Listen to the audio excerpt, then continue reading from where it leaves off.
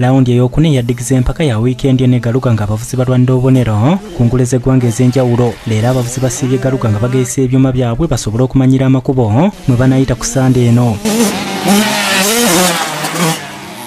Bazzukulu be yaliko pulezidenti w'eggwanga Milton Obote babiri okuli Akena Obote ne Milton Akena be bamu ku abo abali mu kwetegeka nga bano bavugira mutenda gwa CC-55 nga batendekebwa yali omuvuzi Ahmed Tamale. Bano boogedde ku ngeri gye beetegese.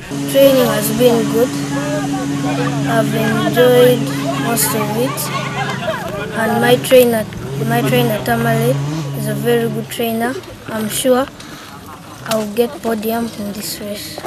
I'm looking to win this race now, 4th round. Kuno netegese bulungi era njagala kumenyawo padde.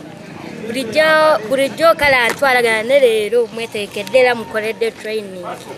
Ate okuva ku muzannyo gw'ensambagere abazannyi babiri okuva mu Australia batuuse mu ggwanga mu ttuntu lya leero nga bano baakuttunkana bannayuganda ku lw'omukaaga luno. Kalina Gremelongo n'agenda kuttunkana Patricia Polot ate Alexander Dokita ye waakubulonda ne Alex Masiko. Bano olutuuse ne bawera okufutiza bannayuganda ku butaka bwabwe. Ennwana zombi za misipi egya Intercontinental ng'abazannyi bapimibwa nkya.